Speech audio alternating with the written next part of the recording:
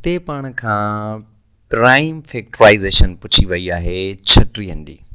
तमामु सिंपल आहे, अचो त हिनखे हल था कयूं। सो नंबर आहे 36 ऐं 36 जा सभई उहे वंडीदड़ या फैक्टर पाण खे मालूम करणा आहिनि जेके प्राइम हुजनि। सो हिन सिलसिले में पाण वटि नंढो में नंढो जेको नंबर आहे उहो आहे पाण वटि 2। ॿिनि खे अगरि पाण 18 सां ज़रब कयूं त उहो थी वेंदो 36। 2 त पाण वटि प्राइम आहे, पर 18 पाण वटि कंपोज़िट नंबर आहे, छाकाणि त 18 खे ॿिनि खां वधीक वंडीदड़ मौजूदु आहिनि।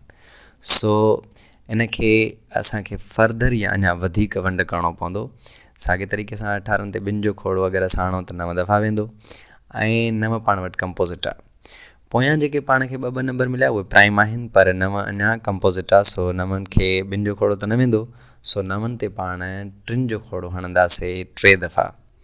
सो जेके हाणे पाण खे नंबर मिलिया आहिनि 36 जा, 36 बराबरि 2 ज़रबिया 2 ज़रबिया 3 ज़रबिया 3। सो ही जेके नंबर असांखे मिलिया इहे सभई प्राइम बि आहिनि ऐं 36 जा फैक्टर बि आहिनि।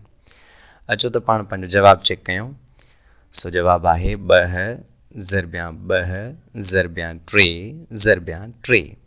अच्छा, ही पाण पंहिंजी कापी ते बि हल करे सघूं था। अगरि असांजी ज़रब जो नतीजो 36 अचे थो त सम्झो पंहिंजो जवाबु दुरुस्त आहे।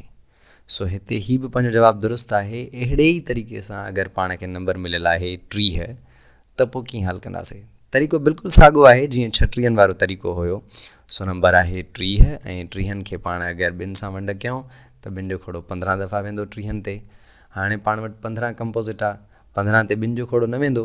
सो 15 खे पाण 3 सां वंड कंदासीं ऐं 3 जो खोड़ो 5 दफ़ा वेंदो।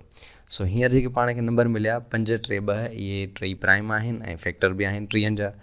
सो इन जो मतिलबु थियो 30 बराबरि 2 ज़रबिया 3 ज़रबिया 5। अचो त ही बि जवाबु चेक कयूं। 2 ज़रबिया 3 ज़रबिया 5। ही बि पंहिंजो जवाबु दुरुस्त आहे। पर जेकॾहिं पाण खे इन जॻह ते को मुख़्तलिफ़ नंबर मिलियलु हुजे जीअं 73।